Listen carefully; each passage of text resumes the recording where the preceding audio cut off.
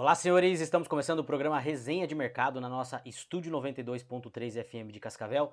Eu me chamo João Fernando, sou gestor de negócios e a partir desse momento vou passar as informações para vocês aí de tudo que fez preço, tudo aquilo que aconteceu no nosso mercado de investimentos, no nosso mercado financeiro e no nosso mercado corporativo aí na última semana. Muito bom dia, muito boa tarde para você que está sintonizado aí começando o nosso programa, né? O nosso programa todas as segundas-feiras, a 1 hora da tarde.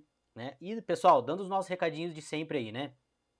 Não esqueçam de seguir as redes sociais da Estúdio 92, Rádio Estúdio 92 FM em todas as redes sociais e o nosso programa Resenha de Mercado. Lembrando que o nosso programa está saindo inédito agora aqui na rádio e às 19 horas lá no nosso canal do YouTube, Resenha de Mercado JF, você vai encontrar a reprise desse vídeo aqui, aí você pode compartilhar, você pode assistir várias vezes, tá? E você também que quer ser o nosso patrocinador, entre em contato com o comercial da Estúdio ou com o comercial do Resenha de Mercado, 45 30 37 24 33 é o nosso WhatsApp.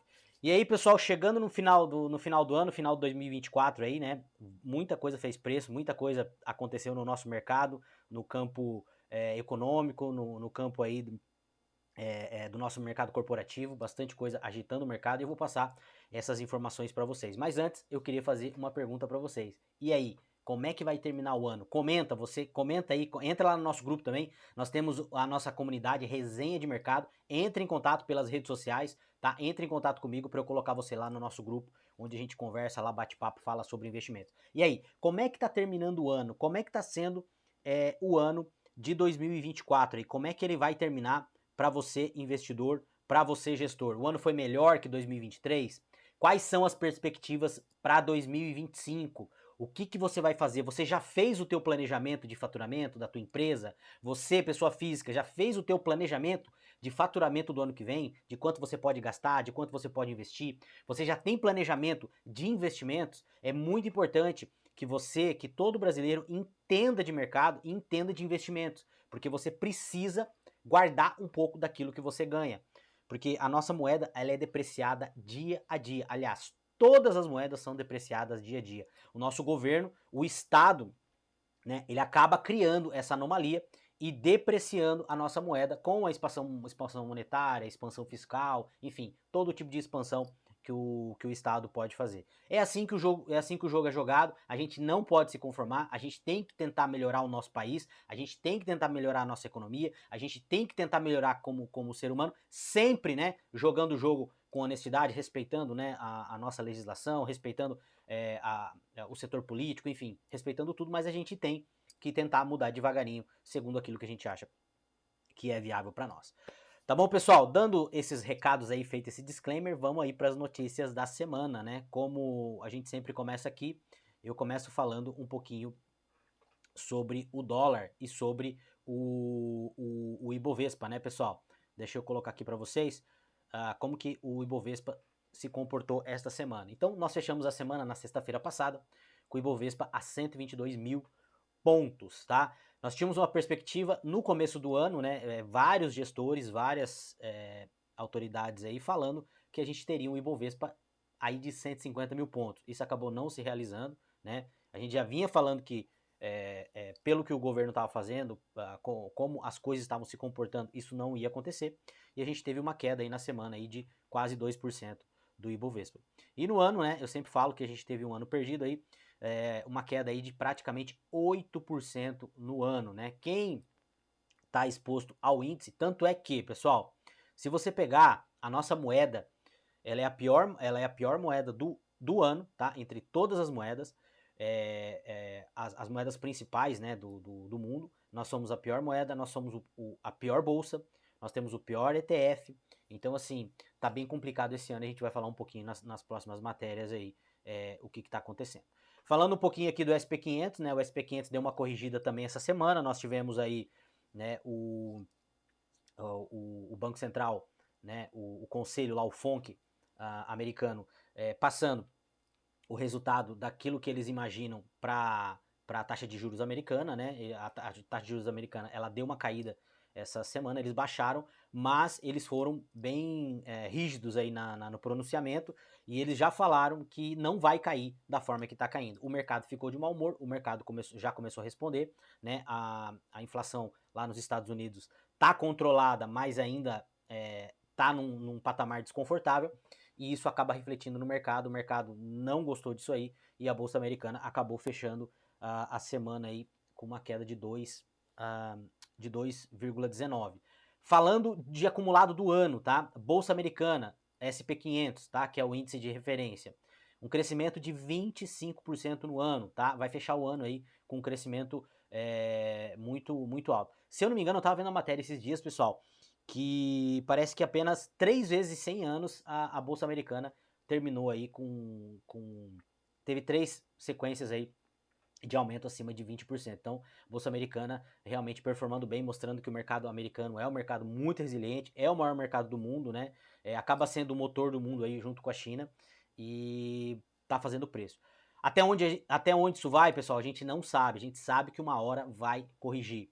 E daí eu sempre falo, porque eu tô muito exposto no mercado americano, mais de 70% do meu patrimônio hoje está exposto no mercado americano, e eu não tô nem aí, isso não é nenhuma recomendação. Se o mercado cair, para mim é muito bom, porque daí eu vou comprar boas empresas com preço muito menor. Hoje eu já tenho que pensar muito mais aonde eu vou alocar o meu recurso, porque a bolsa está muito esticada, né?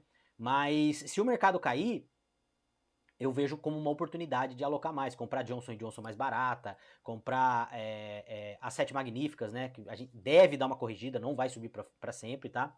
Mas a cabeça de buy hold, a cabeça de investidor, que é a cabeça e o pensamento que eu tenho, quanto mais barato eu puder comprar um ativo que vale muito, melhor. Então, para mim, na minha concepção, né, se a bolsa americana corrigir, é entrada. Na verdade, é entrada sempre, isso aqui não é nenhuma recomendação. Aí você fala assim, mas semana eu tava conversando com um amigo meu, ele falando assim, tá, mas e Brasil, por que você não tem essa percepção? Eu não tenho essa percepção porque o lado que o Brasil tem tomado não é o mesmo lado que os Estados Unidos têm tomado. Haja vista, a gente tá vendo a disparidade aí, bolsa brasileira caindo 8%, bolsa americana, né, subindo 25% no ano. Então, assim, uma coisa não tem nada a ver com a outra. Eu prefiro comprar Estados Unidos esticado do que comprar Brasil do jeito que tá barato, tá? Pessoal, tem algumas coisas, algumas posições que são mais complexas que hoje, né, eu estou fazendo no Brasil. Por exemplo, hoje eu estou shorteado no Brasil, né, na Bolsa Brasileira. Eu acredito sim que o Brasil tem bons ativos, tem boas empresas, tá? Mas ainda não é hora de comprar, né? Veja, no começo do ano, olha só que interessante, todas as empresas, né, as research, estavam falando que era compra de Brasil, que o Brasil estava barato. Agora, esse último mês, o negócio virou. Todas as research estão falando que é venda de Brasil. Agora você imagina, você investidor, se você tivesse escutado isso lá no começo do ano, né? E a gente vem alertando no resenha de mercado aqui e na bancada do Jornal da Manhã, quando a gente faz a participação cada 15 dias, eu vim alertando que não era para comprar Brasil, não era nenhuma recomendação, mas que não era para se posicionar em Brasil. E todas as research falando para comprar. O que acontece com essas pessoas que compraram? Agora, eles compraram na alta e agora as empresas de recomendação estão mandando vender na baixa. É isso que eles acabam fazendo no mercado, é por isso que muitas pessoas acabam saindo do mercado. Por quê? Porque quando eles entram, eles escutam essas empresas e essas empresas mandam comprar na alta, e daí quando tá na baixa eles mandam vender. E daí você entra e só perde dinheiro no mercado. Então, você tem que ter uma percepção e conhecer o macro para você ver para que lado que você vai. E geralmente, o lado que essas empresas estão falando é o lado contrário que você tem que ir. Tanto é que 2023, do segundo semestre para cá, e começo de 2024, todo mundo estava falando que era a Bolsa Brasileira, a Bolsa Americana ia cair, dólar ia cair, e foi totalmente ao contrário. Quem surfou essa onda, quem entrou nas criptomoedas, quem surfou essa onda de dólar, teve uma rentabilidade gigantesca. Né? Hoje, só para vocês terem uma ideia, a minha rentabilidade na minha carteira nos últimos 12 meses está em 21%, nos últimos 12 meses. E eu tenho Brasil, tá? Eu tenho Brasil. Eu tenho, mais ou menos hoje, a minha carteira está em torno de 30% Brasil, 70% mercado americano. Não é nenhuma recomendação. Então, você tem que ter esse entendimento. O que você precisa fazer? Você precisa começar a estudar mercado. E veja, pessoal, tem muita coisa, por exemplo, no YouTube. Você sabe que o Brasil é o país que mais tem influenciador digital financeiro. É o país que mais tem. E a gente só tem cara fera. 99% dos caras que estão lá no YouTube são caras feras. Que você vai aprender a investir com esses caras, não precisa nem comprar curso, você não precisa comprar nada. Só você escutar o que esses caras estão falando, criar a tua metodologia, você vai conseguir investir no mercado. Tá bom? Bom, passando lá, dólar americano, né?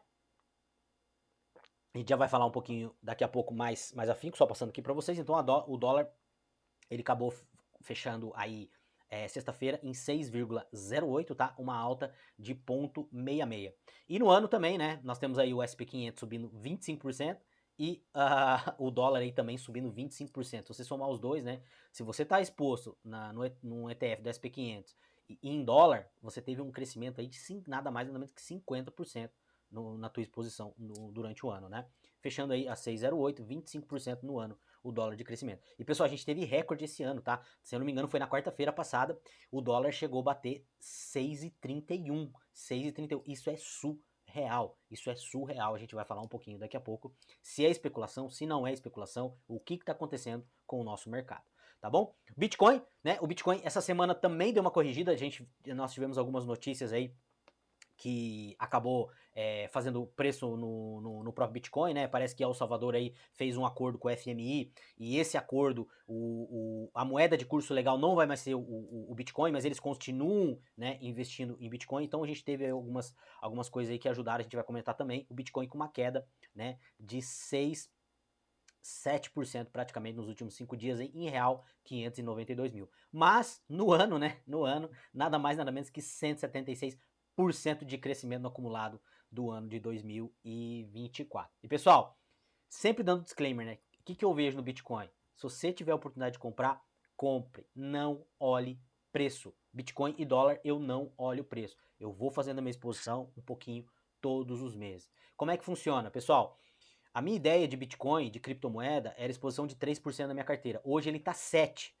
Mas por que ele está 7%? Porque eu tive uma valorização muito grande na minha carteira de criptomoeda. Praticamente ela dobrou, tá? O que eu tenho na minha carteira hoje? Eu tenho Ethereum, eu tenho Bitcoin e eu tenho uma posição bem pequenininha de Solana, tá? Bem pequenininha de Solana mesmo. Eu tenho essas 3 posições.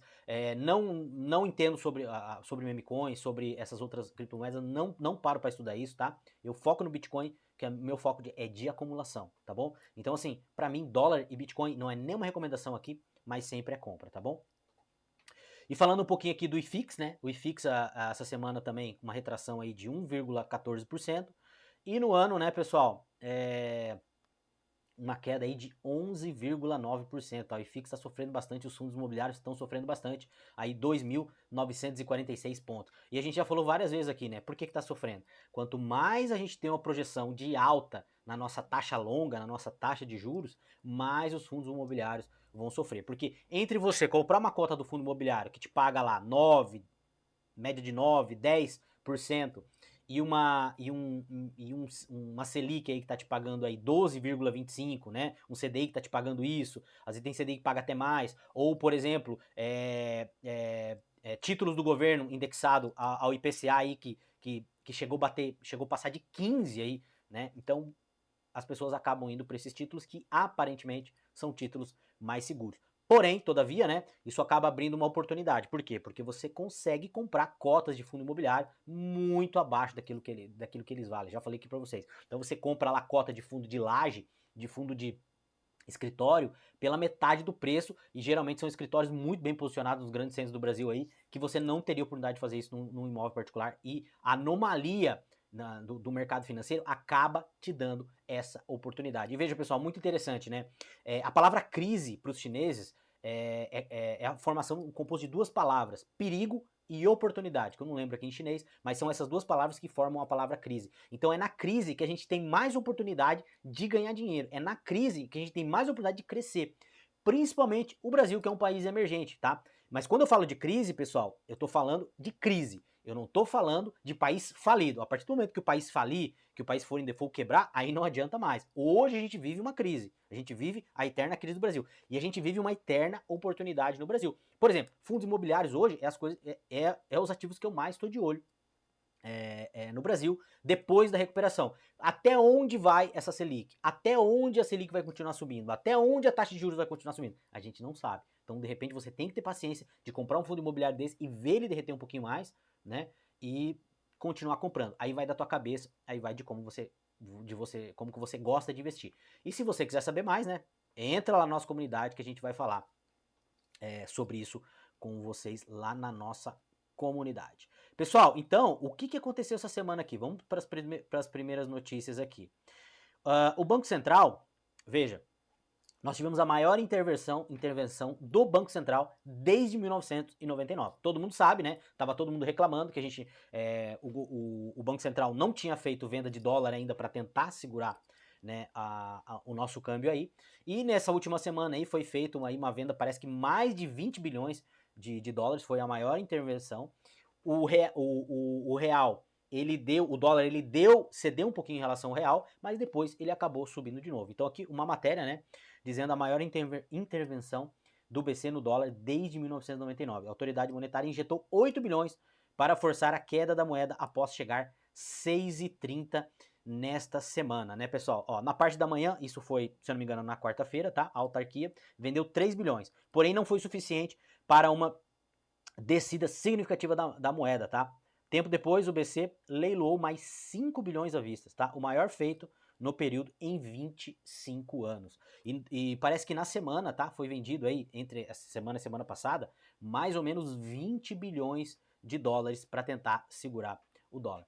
E sabe o que aconteceu? Não aconteceu nada. O dólar deu uma cedida e ele acabou voltando. Porque o que a gente está fazendo? A gente está combatendo a febre e a gente não está combatendo o que está causando a febre, né? O Banco Central, ele faz isso e aí tem um grande problema, tá? Se eu não me engano, a gente deve terminar agora, 2024, com as nossas reservas em 342 bilhões de dólares, tá? O Brasil tem uma reserva muito robusta de dólar, tá? E isso acaba criando uma segurança, é um colchão de segurança para o nosso país, mas se a gente começar a queimar esse colchão, como foi feito lá em 1999, lá quando o FHC tentava segurar a banda, né? Tentava segurar o dólar na marra e acabou derretendo as reservas internacionais e depois o dólar acabou explodindo e muita gente ganhou dinheiro com isso, né? Que foi mais ou menos o que o George Soros fez com a moeda do Reino Unido lá, que ele ficou milionário lá, apostando contra a moeda lá do Reino Unido e também ficou bilionário, né? Ganhou muito dinheiro. Isso está acontecendo agora. Então o que acontece? Não adianta o Brasil ficar queimando reserva se a gente está tratando simplesmente a febre. Você vai baixar um pouquinho a febre, então é como você colocar lá uma toalha fria, vai baixar um pouquinho a febre, a hora que você tira a toalha, a febre volta com tudo. Então assim, acaba sendo a questão de enxugar gelo e a gente vai falar um pouquinho mais nas próximas matérias, tá? E aqui, pessoal, uma outra matéria interessante, tá? Leilões do Banco Central, de onde vêm os dólares vendidos para conter a alta da moeda, tá? O BC vendeu mais de 28 bilhões à vista nos últimos dias de leilões. 28, né? Eu falei 20, né? Ó, nos últimos dias o mercado se acostumou com uma nova operação. Por vezes até 2 vezes ao dia, os leilões de dólares à vista, tá? Ferramenta de política cambial que tem como finalidade a contenção na alta da moeda. Os leilões tiveram efeitos diferentes quando foram utilizados nos últimos pregões, tá? Então, pessoal, o que aconteceu aqui? Tá, no dia 17, a venda da moeda à vista pouco impactou na sua cotação, no dia 19, tá? E no dia 19 ela fechou com queda de 3%, após a realização do leilão. Mas de onde vêm os dólares do Banco Central que o Banco Central vende para controlar esse montante, tá? As reservas internacionais brasileiras chegaram a 340 bilhões, tá? Mesmo após os leilões realizados nos últimos dias. O montante já vendido na última semana soma 20 bilhões, aquilo que eu falei para vocês, tá? Só nas operações de hoje, né, do dia que foi feito isso aqui, por exemplo, o que aconteceram a 2 momentos do pregão. Foram vendidos 8 bilhões de dólares à vista. Os leilões têm acontecido com mais frequência desde que o dólar atingiu o patamar mais elevado, subindo mais de R$1 nos últimos 2 meses. Então, pessoal, que é isso que a gente falou agora para vocês. O que está acontecendo? O Brasil está fazendo venda de dólar, está fazendo leilão, mas isso não está adiantando nada, porque o problema do Brasil, né, não é essa questão de vender ou não vender dólar, né? A gente tá tratando a febre, a gente tem que tratar a causa, a doença. E a causa da doença é um país que tá com déficit aí entre receita e despesa de mais de 1 trilhão no ano. Veja, pessoal, eu tava vendo uma matéria essa semana e eu fiquei muito assustado. Eu já tava assustado e fiquei mais assustado. A gente vai terminar o ano, tá? Com um déficit de 1 trilhão. É 1 trilhão. O Brasil, nos próximos 3 anos, ele tem uma dívida, tá? Uma dívida para pagar de quase 5 trilhões, tá? 5 trilhões nos próximos 3 anos. Quase 5 trilhões de reais ele tem que pagar de dívida. E como que ele faz para pagar essa dívida? Ele rola a dívida. Só que o que está acontecendo? Nós também tivemos essa semana um circuit break, onde as negociações do Tesouro elas foram bloqueadas porque o Tesouro estava explodindo, né? E essa aqui é a nossa matéria, né? Tesouro Direto suspende negociação pela segunda vez no dia, com taxa atingindo o recorde, tá? A remuneração disparava em todos os vencimentos, com destaque para papéis de curto prazo. E veja, pessoal, isso é uma outra coisa muito importante quando a gente fala assim: ah, mas o Brasil, os Estados Unidos têm 200% do PIB, o Japão é o país mais endividado. Gente, mas veja, esses países, primeiro, taxa de juros lá é baixíssima. Para eles negociar, para eles pagarem a dívida deles, o juro da dívida, o custo é muito menor que no Brasil. Segundo, esses países, eles conseguem vender dívida de longo prazo, tá? Nos Estados Unidos, no Japão, as dívidas são de 10, 15, 20 anos, né? No Brasil, a nossa média de dívida é de 4 anos. Então, aqui no Brasil, o investidor, ele não quer emprestar para longo prazo, porque ele não acredita que no longo prazo o país vai pagar. É a mesma coisa você emprestar dinheiro para alguém e a pessoa falar que vai te pagar daqui 10 anos. Você não vai acreditar, você vai querer daqui 1 ano, daqui 6 meses, porque você não acredita na liquidez dessa pessoa ou dessa empresa. E é isso que acontece com o Brasil. Então, quando a gente vê as pessoas comparando, ah, mas o país tem 200%. Ah, mas, primeiro, o país tem 200%. Qual que é a taxa de juros? Qual que é o período para ele pagar essa taxa de juros? Outra coisa, qual que é a poupança da população que financia essa taxa, esse empréstimo? É a mesma coisa você. Quando você vai fazer um empréstimo, você tenta alugar esse empréstimo o máximo possível, né? De uma casa, de uma coisa. Por quê? Para ficar mais leve para você pagar. E aqui no Brasil não consegue. O que está acontecendo? O governo está tendo que cada vez pagar mais juro com o prazo bem mais curto para poder rolar a dívida. Sabe que vai chegar uma hora? Ele não vai conseguir financiar, que é o que aconteceu aqui, ó. A remuneração disparar em todos os vencimentos, com destaque para papéis de curto prazo. Em nova onda de desvalorização de títulos que já estão nas carteiras dos investidores. Outra coisa, quem comprou IPCA, né, título atrelado a IPCA, o ano passado, o ano retrasado, tá ferrado, porque tá tomando uma marcação a mercado violenta, porque quando você compra um título travado lá, IPCA mais 6, e daqui a pouco eles estão vendendo IPCA a 7, a 8, a 9, o que vai acontecer? Esse título aqui, que é IPCA mais 6, ele começa a desvalorizar. Por quê? Porque tem título pagando muito mais. Então, qual que é a esperança de um cara quando compra um título desse? Ele compra 6, esperando que daqui a pouco a taxa de juro vai cair e as pessoas vão começar a comprar 5. Como ele tem um título a 6, a marcação no mercado dele aumenta, porque o título dele vale mais. E o que está acontecendo? Esses caras estão tomando um calor desgramado, porque tá subindo demais a taxa de juros, tá subindo demais a contrapartida em relação àqueles que têm que comprar esses títulos. E tá desvalorizando e as pessoas não querem mais financiar. Tesouro novamente suspendeu as negociações por volta das 15 horas no dia 17, tá? Após forte volatilidade que levou à nova paralisação da plataforma no começo da tarde dessa semana, tá? Mais cedo, quando os papéis voltaram a ficar disponíveis para compra, com um leve alívio nas taxas, né? Acompanhado com o recuo do dólar após o leilão do Banco Central. Então, pessoal, o que aconteceu?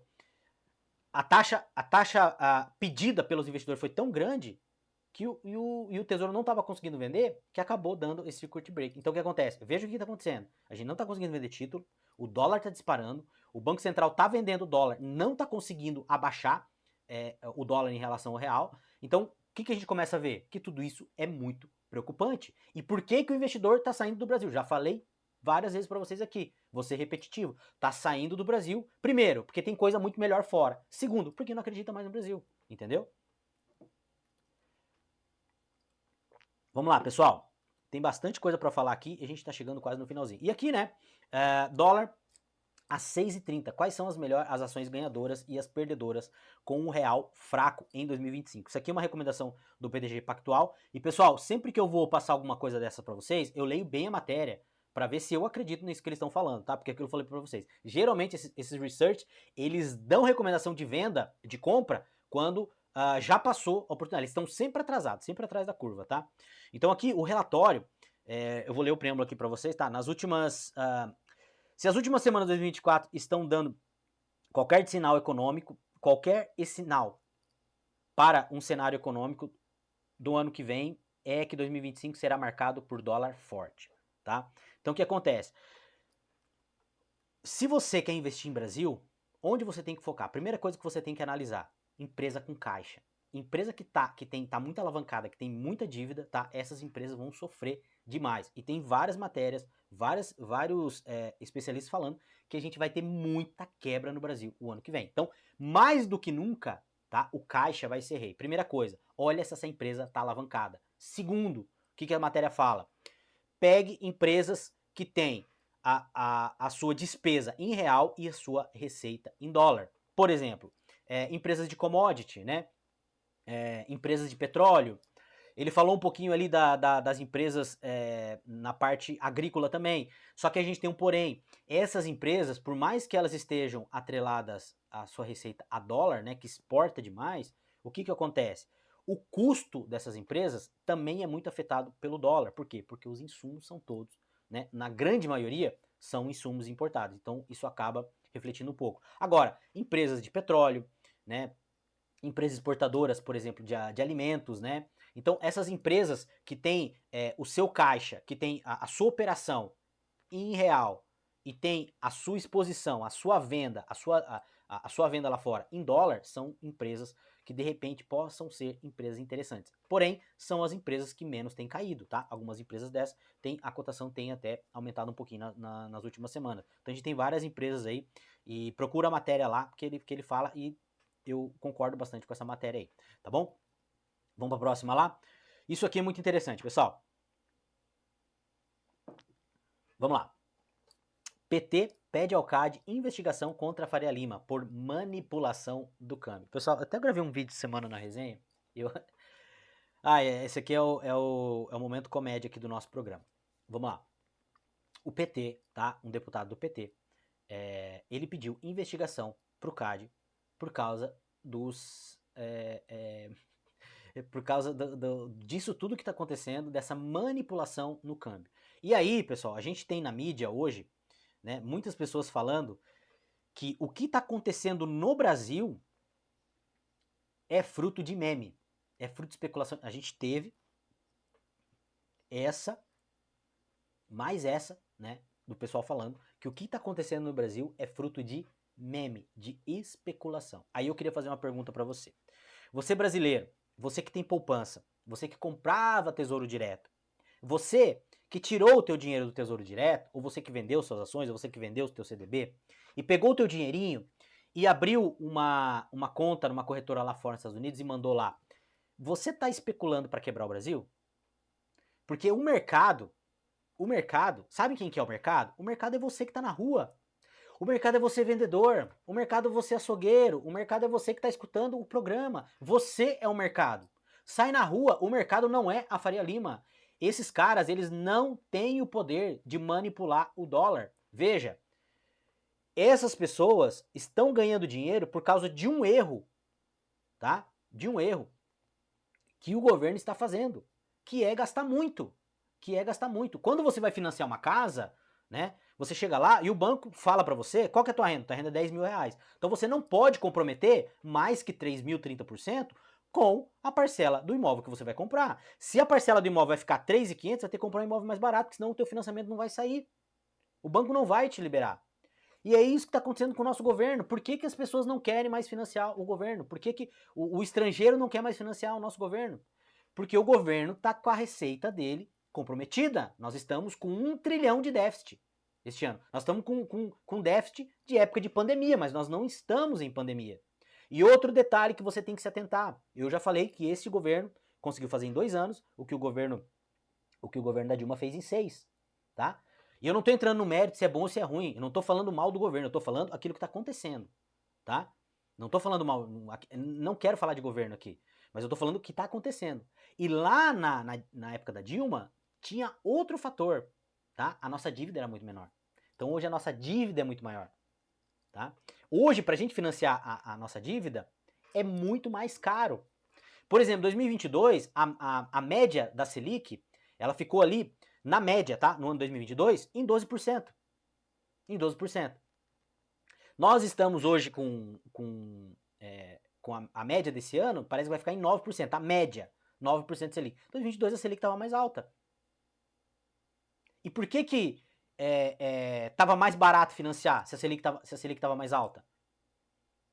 Né? A nossa dívida, para rolar a nossa dívida, era 500 bilhões. E agora nós estamos com 1 trilhão. Por quê? Porque este governo tá gastando mais do que ele arrecada. Simples, não existe meme, não existe não existe especulação de mercado. Claro, reiterando, existe especulação. Todo mundo especula. Quando você abre um negócio, quando você vai fazer uma coisa, de uma certa forma você está especulando, porque aquilo pode ou não dar certo. Agora, um conchavo do mercado para especular e derrubar o real, isso não existe. Isso não existe. Sabe o que está acontecendo? Estão pegando a culpa e transferindo para outro lugar.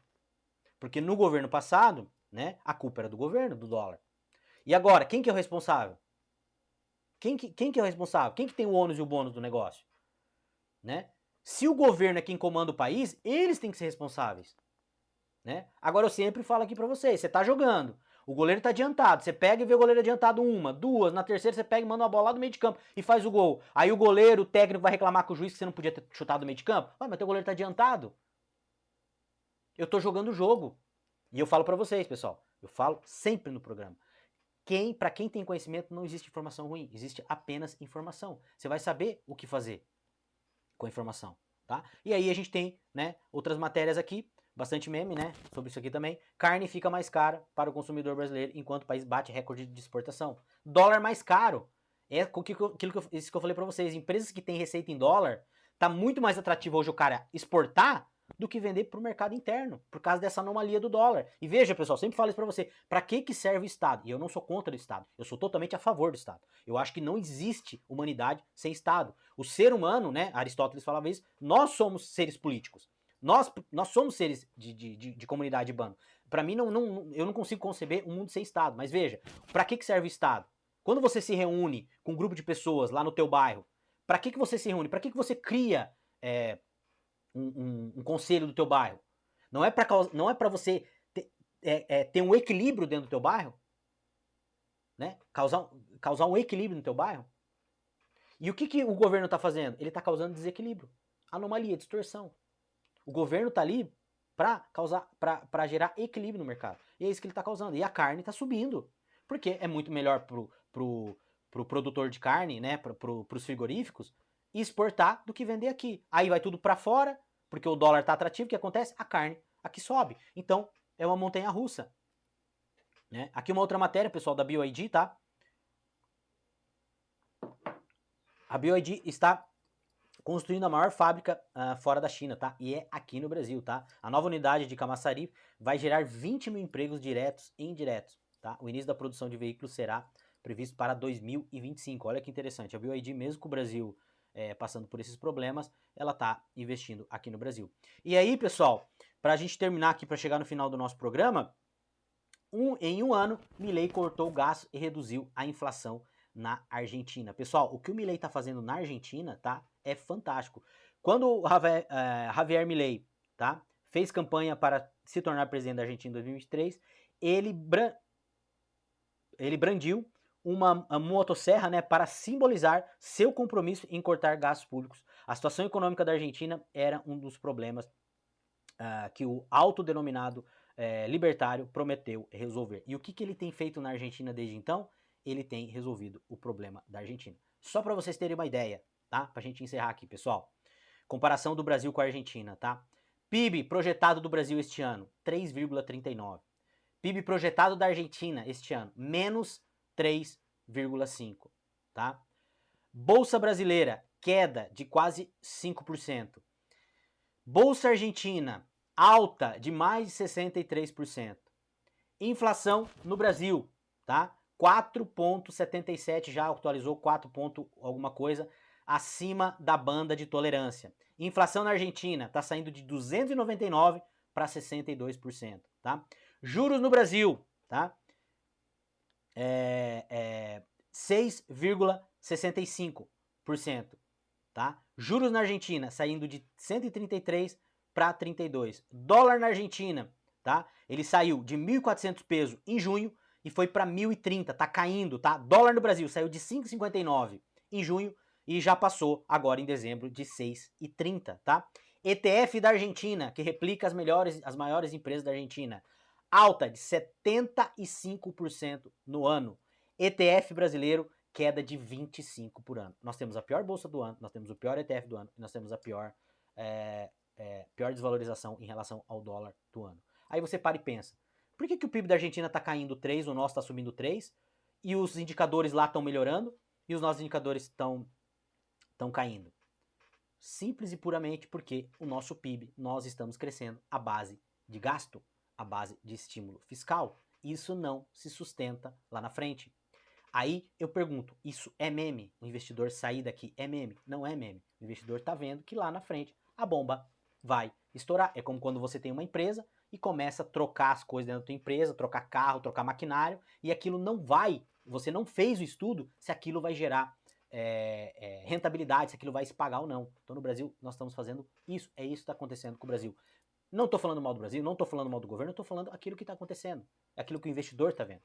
Porque veja, o investidor, as pessoas que investem no mercado, são pessoas que têm mais lucidez em relação a finanças, porque eles conhecem finanças.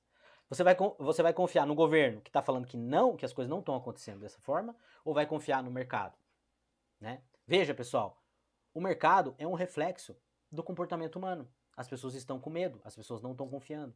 E aí a gente teve esse pacote fiscal que foi votado essa semana passada, agora é aprovado, que vai ter lá promete, né, um corte que não é corte, né, uma economia lá de 70 bilhões que não vai fazer nem cócega com o déficit que a gente tem.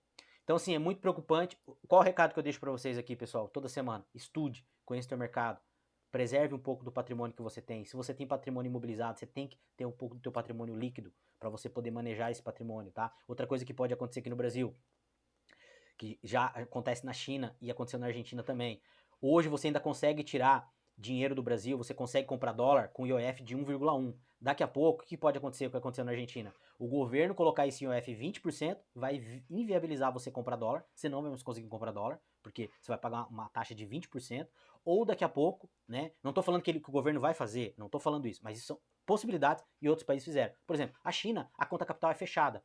Os investidores chineses só podem investir dentro da China. Por isso que o mercado chinês é tão concentrado em imóveis, porque o chinês compra muito imóvel dentro da China, porque ele não pode investir fora. O governo pode também fechar a nossa conta capital daqui a pouco, né? E você não conseguir investir mais fora do Brasil. E aí o que você vai fazer se você não tirou o seu dinheiro ainda? Então, estude. Eu recomendo que você estude, que você busque conhecimento para você começar a proteger o teu patrimônio, que a gente ainda tem uma janela de oportunidade, a gente ainda tem uma janela aí pra gente poder fazer isso, tá bom? Se você quiser saber mais, entra lá na nossa comunidade, Resenha de Mercado JF, em todas as redes sociais. Pessoal, muito obrigado pela tua audiência, tá? Muito obrigado pelas mensagens que eu tô recebendo de vocês aí, todo mundo curtindo bastante o programa, porque a gente fala de uma linguagem do dia a dia, né? Uma linguagem que todo mundo entende. E quero desejar para você uma semana abençoada, tá? E eu vejo vocês na próxima segunda-feira, a 1h da tarde. Um grande abraço e valeu!